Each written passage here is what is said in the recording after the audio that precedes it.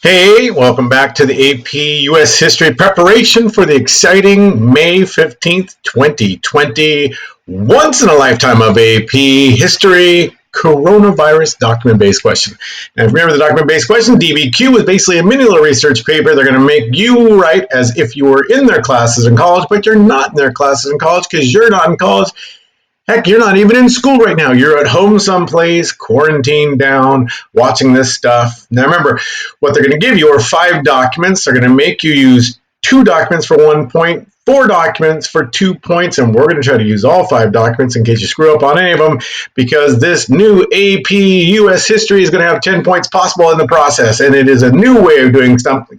These statements can be worth 1 point. These statements is where you say what it is that the essay is about by answering the actual question and giving the prompt. The contextualization is a once upon a time, happily ever after. It'll be showing itself in the first sentence in your introduction, and then the first 2 sentences, maybe 3 sentences in your first body paragraph, and then you're going to put the bookends, a kind of cause and effect. Once upon a time, happily ever after, prologue, epilogue, in your conclusion. What comes next in history to prove to the history graders, either AP history teachers themselves who will be grading these, or college professors, that you actually have been paying attention and you're one of those beloved students that we all hope will be in our classes. You also will get 5 documents. You're going to get 3 points for accurately using all 4, but we're going to try to do 5. 5 allows you to basically screw up on one of them and still get all the full points. So that's why we're going to use 5 no matter what. We're going to try to do 3 in the first body paragraph, 2 in the second body paragraph. Today I'm going to give an example where you have 2 in the first body paragraph and 3 in the second body paragraph. But that's not that big of a deal. It's just something to kind of go by. Analysis. You're also going to be given 2 points for trying to figure out why did they say what they say? Why did the author write what he wrote? Why did the actual political cartoonist draw what they drew? Or in today's case of the Revolutionary War, why did the wood carver carve the carving that they carved? So you try to get in their head. They give you a point for having done that with 1. They give you another point for having done it for 2. But because it is very possible that they may not notice that you did it for the 1 and the 2, what we're going to try to do is we're going to try to do it for at least 4, possibly 5, to get ourselves in this process. And it's easiest to just do it as part of a pattern. The part of the pattern we're going to be talking about again is 1, what did the document say? 2, why did they say what they said? And 3, what is the outside history that goes along with it? You repeat that pattern, 1, 2, 3, 1, 2, 3, 1, 2, 3, 1, 2, 3. And you sound like a jazz singer trying to do something against the 4x4 kind of little continent sound. All right, now we're also going to be doing this in the process. Evidence is going to be 2 points. You're going to ask for 2 chunks of outside history, legitimate outside history. And the most common way they do that is that they will leave something out of the story. For example, if they were telling you the story of the American Revolution and they start with the actual victory of the French-Indian War, and then they go to the Sugar and Stamp Acts, and then they jump straight to the Untitled Acts, they've left out the Boston Massacre and the Boston Tea Party that causes the Untitled Acts. So that's one of the things they're going to do. But really, honestly, they want is just to show that you have outside history beyond the documents. And there's lots of ways we're going to try to sneak that in. And then reasoning, the one elusive point, the one point that is designed to give you any kind of points for deeper stuff, complex things, parallel things, times in history that are just like other times in history, or patterns you see happening over time. It could even be just the kind of more itty-gritty, nitty, yucky kind of stuff that when you learn about it in class, you kind of started saying to yourself, I'm kind of sad to be an American. I'm sad to be an American where some of us are free. And I won't forget the men who died because they wouldn't let women dry. Oh, whatever that is. The complex stuff, the stuff that just makes it feel like, oh, why did we do that? So those are going to be that extra point there. So that's all 10 when everything is said and done. The 10 points possible for 100 points in this DBQ that has got 45 minutes to it for you to type, and then 5 minutes to submit. So this is the process that we got. 45 minutes, quickest DBQ in history, and we're going to be running through this thing as fast as we possibly can. All right, now remember, the basic simple steps are very simple. You're going to read the prompt first to make sure you really understand what it is that they're asking. What are the command verbs? What are the things they're telling you to do? If they say assess, that means you're supposed to be judging, evaluate, judge. Is it not? And almost always in these document-based questions, it's both is and is not. And so you would kind of spend a paragraph saying, well, it was. And the second body paragraph, you go, however, it wasn't, and show the 2 ways that it wasn't. So you don't necessarily have to take a step. What they're really trying to do is trick you into thinking that there was only one right answer when they really wanted to see, do you have both answers? Sometimes they'll say validate, which basically means prove that it's right, things like that. And then you want to remember the outside history. The biggest kiss of death for most document-based questions, including this year's, is when kids start to panic and they don't think about what the history itself was, and all they do is focus everything on the documents. Everything on the documents, everything on the documents, everything on the documents, everything on the documents. For God's sakes, you're going to be 500,000 juniors taking this thing, and they're all the best readers in the country. They can read documents. So show you know your history too in this process. And you're going to have to start by asking yourself, okay, what was it that caused the thing I'm being asked to write about? And then eventually, what's the basic story of that thing that I'm being asked to write about? And then what happened because of that thing that I've been asked to write about, that Leaning Tower of Pisa? Once upon a time, what happened? Then they have lived happily ever after. That's your kind of basic way of thinking about it. Then you're going to get into analyzing documents. Remember, if you've got your highlighter on your thing, or however you're going to highlight in this age of digital type stuff, your most important job is to prove that I can read the document and understand what's going on. That's going to be the process. And then always keep an eye on the source, because the source is going to give you the most important information as to who's saying what, why, and what purpose is it. You paraphrase the main idea, you find a little supporting embedded quote. Today you're going to see one that has like 10 words in it, so it's not a hard, fast rule, but the idea is that you don't want to go on for page after page after page, filling up space with nothing but quotes. At the same time, a one-word quote doesn't really technically count as a quote because it's a one-word quote. And then you're going to get into that bias analysis again. The 1-2 punch. So punch number one, what's going on in the document? Punch number two, why did they say what they say? What did they do? What did they mean to do? What's the audio? And what's going on? Just get in their head a little bit. Try to do a little psychoanalysis. And then the third step is going to be, again, what's happening outside of it. Now, we're going to try to sneak outside history into the essay and then actually have explicit sentences that kind of add parts of the story. So you're going to kind of show off a little bits of things. Like if you're going to remember the name in Tall Blacks, if you're going to remember the idea of the Battle of Saratoga is going to lead to a French alliance. You're going to sneak stuff in, but then the big idea is you're going to try to sneak in also. And then you're going to plan the essay as fast as you can, lickety split, maybe 2, 3, 4 minutes. Boom, you're going to start to then write the thing. Again, from an acronym perspective, that is going to be RRABOPW, or RRABOPW. Okay, first step again, read the prompt. Really read the prompt. Make sure you know what's going on. Sometimes they're designed to get you to think about something. The common example I gave you in class when they had you compare New England colonies to Chesapeake colonies, the problem with that one is kids would then write amazing essays on how the colonies were different, not why they were different, which is what the actual prompt asks people to do. What's your basic story? What's going on around time period? And definitely look at the dates to kind of get a hint. They almost always are going to pick dates that are at edges of time periods, where they're going to have one story start and another story end. Those are going to be the time periods. We'll show you how that works here in just a second again. And then again, read the prompt. This one working on today from the American Revolution. To what extent did the American Revolution fundamentally change American society? In your answer, be sure to address the political, social, and economic effects of the revolution in the period from 1775 to 1800. Now remember, they have not ever given a 5-document DBQ before, so there are no legitimate examples of what those would look like. So the examples I'm giving you are from the more traditional 7, or this is in particular case is an older document-based question, an 11 document. And that would then be an intro, body paragraph, body paragraph, body paragraph, conclusion. So there'd be 3 body paragraphs, 3 body paragraphs. Remember, the camera always adds 10 pounds to each finger when you see it. So you would have 3 body paragraphs. So there'd be a body paragraph issue about the political, the social, and economic effects. Now, for our document-based question this year, they would probably say something like the political and economic effects, or social and economic effects. So you're not going to be asked to juggle like 3 things. It's just going to be too many things. So they're not going to ask you to do that. They're going to say political, social, economic. They'll probably drop one of those. But in this particular example, here's what we got. To what extent, and what do we mean by to what extent, is to analyze the depth of change, and to go pretty deep. And you're going to try to look for at least one thing that you remember pretty well. And then fundamentally, that adverb simply means focus really on the big things. Don't look at tiny little things, like the United States of America started to be with a small U in the word united. It was only an adjective. But after 1789, they capitalized the U to be the United States of America. They want bigger things that are about this stuff. Now take a look at the time period. You remember the time period? What's the basic example of the time period? Remember the time period. What's happening on the time period? Before this is 1740, 1775, and then afterwards is going to be independence to 1800. So what's happening in this time period? What did the Revolutionary War do to America? So politically, we're under British rule, and then afterwards, we're independent. We're an independent republic later on. Socially, we're rebellious British, and then we're proud Republicans. This idea of consent to the governed, mercy of England economically.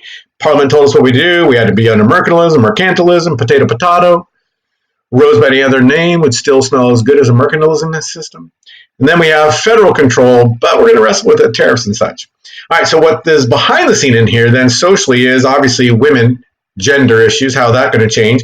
We also have the idea of politically, the idea of consent of the governed, the basic belief that we have that the colonies, let me sneak myself over here even more, the colonies are their independent little nations, and the people have to have a say through representative government. And then in this particular topic, but I've cut these documents out so we can use them for a different area of slavery when we get to antebellum era, we have the issue of slavery. Slaves to Britain or our own internal slaves. That hypocrisy is not lost on people. And then the issue of deference. Remember, King George III wanted everybody to be in charge of their own lives, but only their own lives down. But up above them, people would tell them what to do. And at the top of the pyramid would then be the king. Now take a look at the time period again, 1775 to 1800. 1775 is the shot heard around the world, and when that fighting started, we spent a year and a couple months, 3 months, waiting to declare independence. So they're kind of starting us back at the time period, the beginning of the American Revolutionary War, when the Continental Congress is going to send an olive branch petition to the king, basically saying, please, King George, please, please, please, let's just forgive and forget. And the 1800 is going to be Jefferson's big win in the presidential election that year against Thomas Jefferson's best friend, John Adams. Oh, John Adams, I'm waiting for a musical about John Adams. Not going to happen. So, 1800 is going to be the first peaceful transfer of power in the beginning of the game of the age of common man democracy.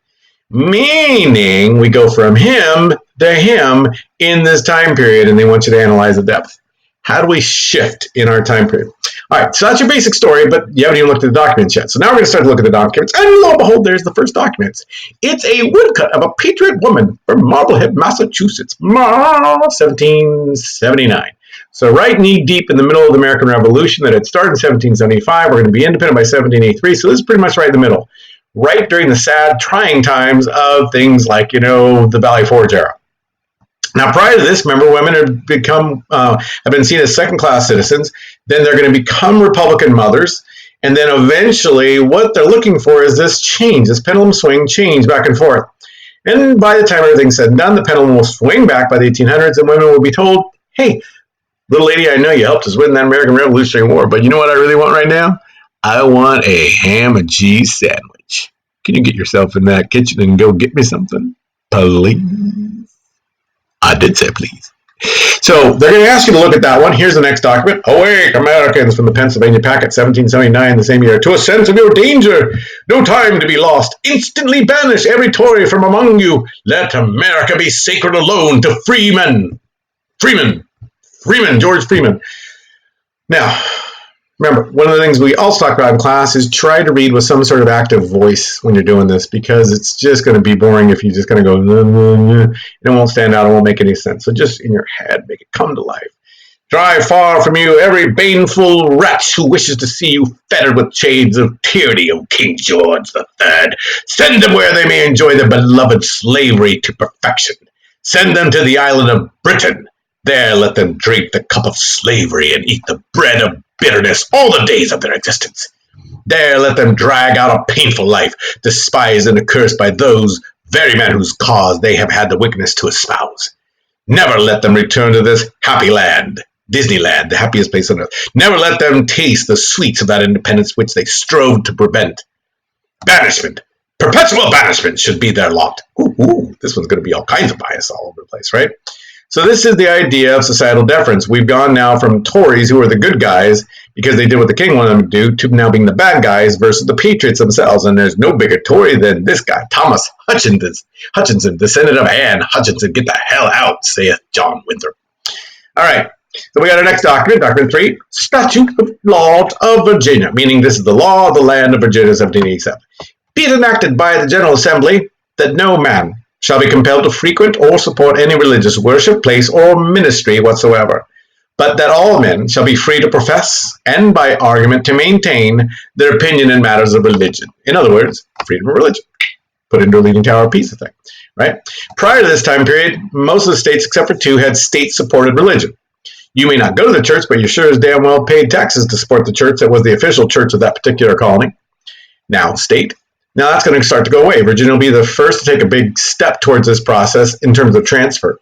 John Winthrop would have been horrified. This was what those guys came over here for, a theocracy, a perfect city upon a hill where we'd all do what God wanted to do.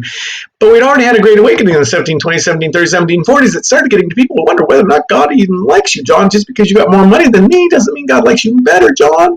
I don't think. And eventually, George Whitefield and then Jonathan Edwards, Sinners in the Hands of an Angry God, will actually start to move that. And then eventually, at the tail end of this, 1791, we're going to have our amendments, our Bill of Rights. And one of those, the number one, is going to be freedom of speech, freedom of the press, and freedom of religion, all wrapped up in one, along with freedom of assembly and freedom to petition your government. The Fabulous Five, we call them. The Fist of Five. Remember, the camera adds 10 pounds to the hand in each individual finger. Then our next document, thank you, Thomas Jefferson, our next document is document 4. Source, Abigail Adams, John Adams' wife, writing to Thomas Jefferson, 1787, the year of the Constitutional Convention and the year of Daniel Shay's Rebellion, as you'll see in a second. With regard to the tumults in my native state, which you will inquire about, that doesn't sound very ladylike. With regard to the tumults, oh my God, that doesn't sound right. With regard to the tumults in my native state, Abigail Adams was a very manly woman. Which you inquire about, I wish I could say that the report exaggerated them. It is too true, sir, that they have been carried to so alarming a height as to stop the courts of justice in several counties. Ignorant, restless desperadoes, without conscience or principles, have led a deluded multitude to follow their standard, under pretense of grievances which have no existence but in their imaginations. They're making them so crap up. Some of them were crying out for a paper currency, some for an equal distribution of property. You know, those crazy communists of the 1780s. Daniel Shay's Rebellion is what they're talking about here. So we've got our Tories, who used to be the loyal rich guys versus the Patriots, but now we're going to have the Patriots, who fought for the war, guys like former Patriot Daniel Shay's, are now going to argue, and so on. We got that. So it's a whole change of game. Game's changed, game's going to be the same, but it's just going to change. So Shay's Rebellion that gives birth to people saying, hey, I know we should have a constitution. So that's going to be that, and then document 5. Source, Molly Walls, Valedictorian Address, Young Ladies Academy of Philadelphia. In other words, this is the smartest of the smart of the graduating class of 1792. You know, back when they'd have COVID virus type stuff. So they'd have like virtual graduations. And then one lady would like write a letter, and then she'd send it to other. Anyways, what then must my situation be when my sex, my youth, and inexperience all conspire to make me tremble at the task which I have undertaken? But the friendly encouragement which I behold in almost every countenance as I look out on you, countenance means the look on your face, as I look out on all of you here, I see happy women too, that enables me to overcome difficulties that would otherwise be insurmountable. With some, however, it has been made a question whether we ought to appear in so public a manner. Our natural timidity, the domestic situation by which by nature and custom we seem destined, are urged as arguments against what I now have undertaken. Many sarcastical observations have been handed out against female oratory. Women should not speak out in public. But to what do they amount? Do they not plainly inform us that because we are females, we ought therefore to be deprived of what is perhaps the most effectual means of acquiring a just, natural, and graceful delivery?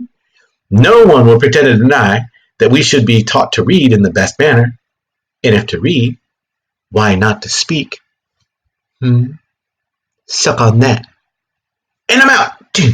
All right, so there, in essence, is this beginning of the idea that women are starting to notice that they're being shoved back into this sphere of you're not supposed to be actually, heard, you're supposed to be seen. It's going to lead then ultimately to the suffrage movement in the Seneca Falls, 1848. Elizabeth Cady Stanton, Susan B. Anthony, all that kind of, Susan B. Anthony, Elizabeth Cady Stanton. Anyways, all right, so now we got to plan the essay. You read it, you got a little bit of a feel for the documents, and there's a little bit of thing about their women and their stuff. There's about societal power. There's a little bit about the idea of religion. Okay, so we got our idea. So introduction, remember. Your background is going to be what was society like prior to the American Revolution, so you can contrast it with how society became after the Revolution. And then you're going to have your thesis statement, which we'll kind of fine-tune in a second, but the basic idea is the Revolutionary War not only freed the American states from England, but opened up new challenges to establish authority for female, to common man, and even religion. Yeah. And then your body paragraph. Now, for this particular case, we're just going to go chronology-wise. We're going to focus on women, patriot power, quick background of the two documents. Background, legally women were owned by their fathers until marriage, then it transferred to their husbands. So the first document now is going to pick up where women, having been told you can't do what men can do, that musket's super heavy, you shouldn't even try to hold it. Now they're being told you can actually use it, fire it, and shoot those damn lobster backs. So we got our first document, woman, motherhood. Obviously, it's very patriotic and supportive. Outside history, going to be the idea like Abigail Adams, that we talked about in class. She kept the farm going when John was away for years sometimes in France. Molly Pitcher, who takes over after her husband basically shot dead at the Battle of Monmouth. Engaging in men's affairs, she's loading the cannon later on after bringing men water. Document 2 is going to be calling Tories, those kind of nasty rebel guys, those terrible people it should be, and we patriots are patriots. It's obviously very biased. That's easy to do a biased statement on. Then the outside history. Sons of liberty, protest authority, their God-given right, champion the common man, but it seems like all of a sudden that's going to shift here pretty soon. So transition, your history baton, in other words, Revolutionary War is won, the Articles of Confederation are established, but they're basically super weak. Then it leads you to body paragraph 2, no background, because body paragraph 2 is going to kind of just pick up a little bit, and then the 3 documents focusing on transition. You can do a little background about the time period if you need to, but we're going to keep moving because it's a quick essay. Document 3 then is going to come along, no state-mandated religion.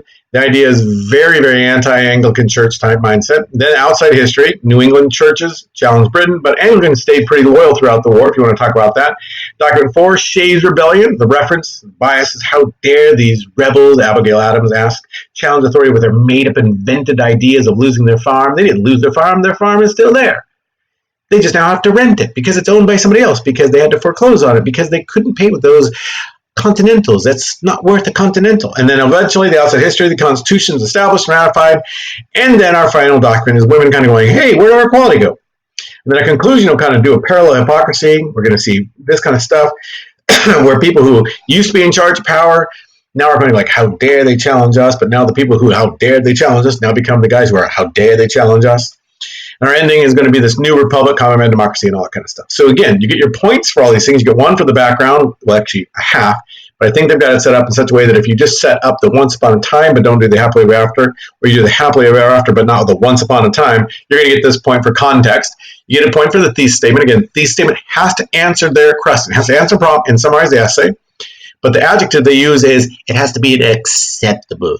It has to be an acceptable prompt, meaning it barely lives, but it's there. It's a thesis statement on its bare minimum. And then you're going to get another point for outside history, the background stuff. So if you do 2 sentences, 3 sentences of background history, you're going to get 1 of the 2 points for outside history.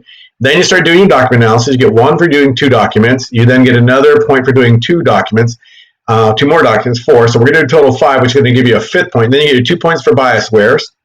And we're going to do some more bias awareness just to make sure they get there. Outside history is going to get that. Parallel answer, woohoo! 1, 2, 3, 4, 5, 6, 7, 8, 9. And then your 10th for the outside history stuff that goes along with it. Oh. All right, so here then we've got what we do. 1, 2, 3, 1, 2, 3. You cannot lose any sleep, any time, any worry, any stress thinking that this is not the best essay you wrote. If you do it correctly, it won't be the best essay you wrote. It's going to do the job that it needs to do to get as many points out of the 10 as possible.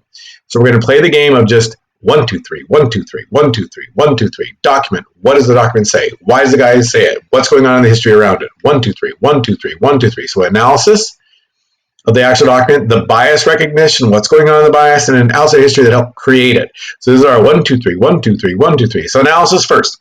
Source of the woodcut, the Patriot Woman, model head. So we see the 1779 and this Republican motherhood. So you could write something kind of like this, for example. Colonial women had, like all women in Europe, been treated as second-class citizens, told from childhood that they're not as strong as men, not as brave, not able to do what men could do. However, as the Revolutionary War broke out in 1775 after Lexington conquered and Minutemen rushed away to face the British, sometimes for months at a time, a new patriotic ideal of Republican motherhood began to form, expecting them to rise to the needs of their nation. So what you then have is, let me get myself even more out of here, what you then have is going to be basically a background setup to this time period. Now we're going to go into the analysis of what does the document show.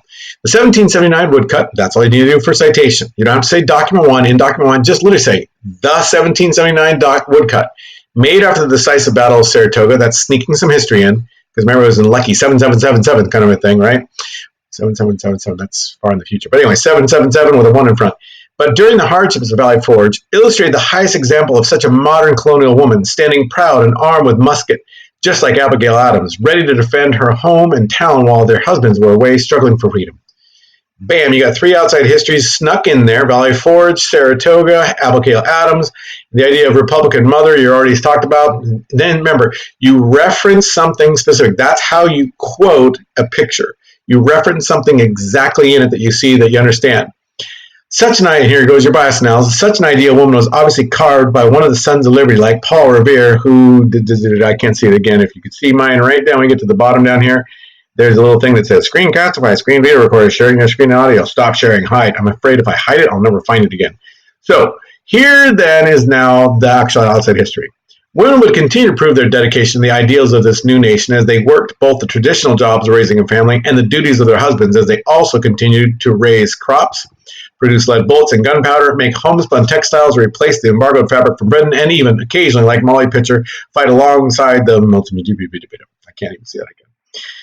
So here's document 2. 1, 2, 3, 1, 2, 3, analysis bias, what's going on, 1, 2, 3. Awake, Americans, sense your danger. So here, and you're right. As women transformed societal expectations, political traditions of deference and subservience were challenged in publications like the Pennsylvania Packet, written by patriots and Sons of Liberty, as they first defied Tories like Thomas Hutchinson, and then later sought to expel them from the colonies and back to England, where they may enjoy their beloved slavery to perfection as traitors to the cause. So you sneak a quote in there that helps you out, then you move along. Then why would this guy say it, right? Oops.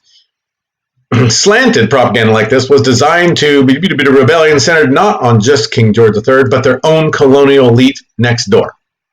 So that's why. Why are they trying to get these guys to do this? They're going to try to fight for the freedom, fight for the cause, keep them angry and pissed off, and then the outside history. As the war became more brutal and the English not only chased out the Continental Congress from Philadelphia, but soon moved to the southern colonies in a vicious and partisan rampage, anger against loyalists grew to a fever pitch, resulting in the exodus of nearly 100,000 to Britain by war's end. All right, here's your document number 3. Boom, boom, boom. Statue of Liberties. You got no freedom. You got freedom of religion. So here then is your what's going on. With victorious independence in 1783 came the responsibility of governing these United States under the loose and purposeful weak central government of the Articles of Confederation. While a successful policy was agreed upon for the admission of new states from the lands ceded by Britain to the Mississippi, overall enthusiasm for liberty bled into social realms like religion. Now here then is the actual document. Then independent country, I got to retype that, Virginia passed a series of laws separating church and state, declaring that no man shall be compelled to frequent or support any religious ministry, opening the path for an eventual First Amendment years later. Why would they say it? Laws like this echoed the excitement of a sense of independence, of slavery wording, proclaiming that all men shall be free in such important areas as religion, and then the outside history. But as individuals in sovereign states like Virginia crafted their own ideal governments, the one that they had agreed upon continued to flounder as it wrestled with paying off the immense debt it owed to powerful and influential nations like France and Spain. So now we're moving into the next thing, which was Shays' Rebellion. More importantly, cash-strapped states soon found that they could not coordinate together on nearly anything, and it bled over to a series of uprisings loosely referred to as Shays' Rebellion, where veterans from the war rose up to protect their farms from foreclosure, from debt they could have paid had their continentals been worth anything close to what they've been promised by the Continental Congress.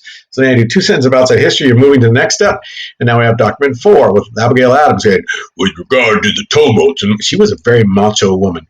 All right, so here's our 1, 2, 3. Abigail Adams, wife of the first ambassador to England, John Adams, worried in a letter to Thomas Jefferson that these rebellious former patriots were threatening to bring crashing down the new government her fellow elite in Boston were attempting to create, stating that they were without conscience or principles, under pretense of grievances which have no existence but in their imaginations, as they challenged state authority. Then why?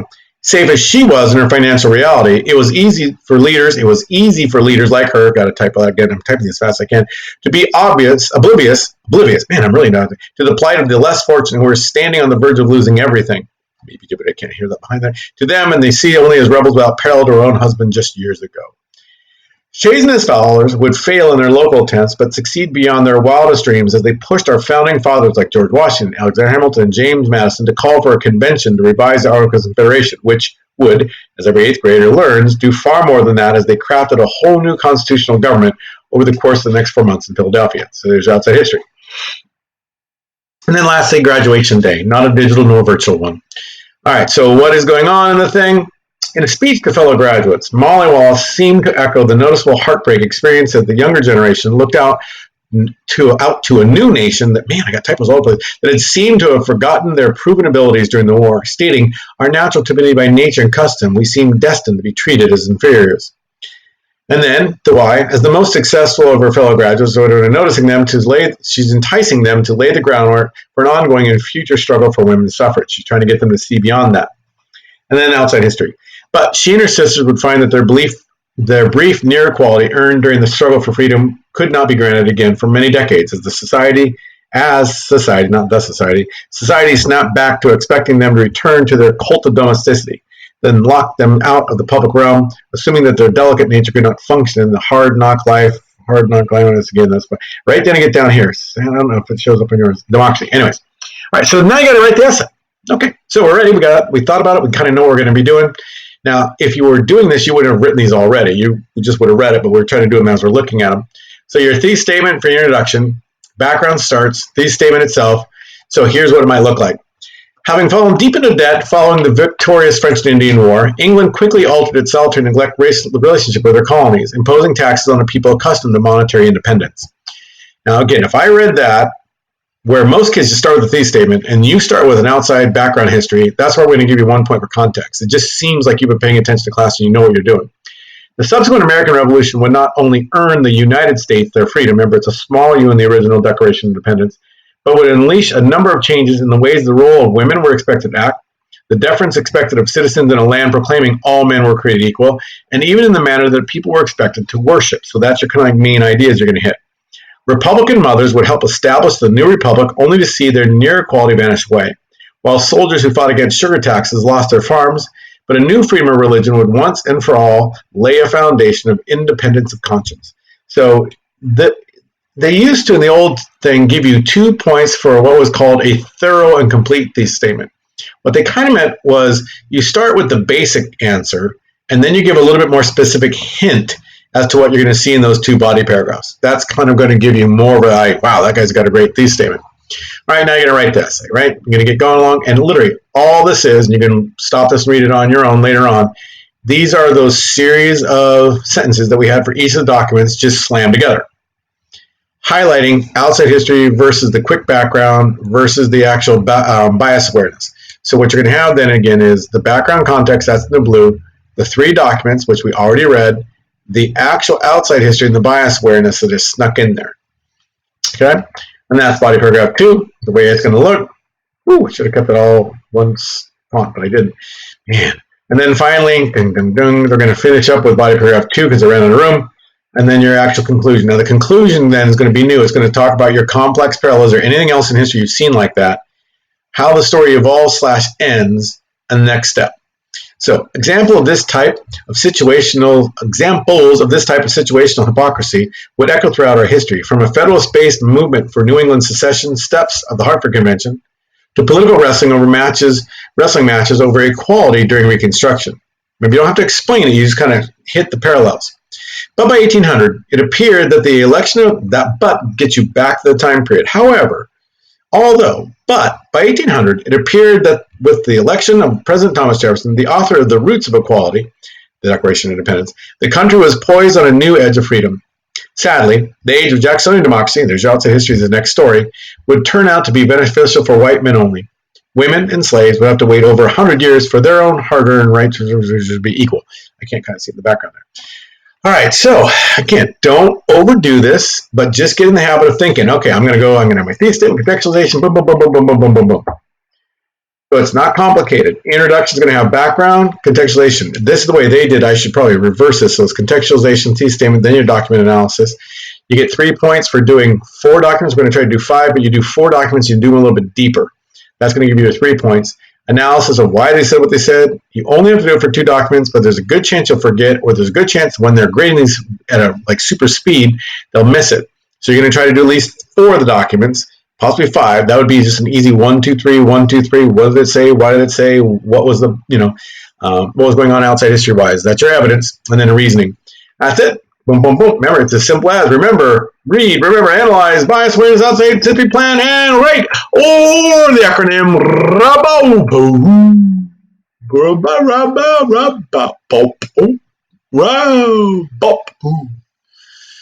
You guys be fine. Think about it.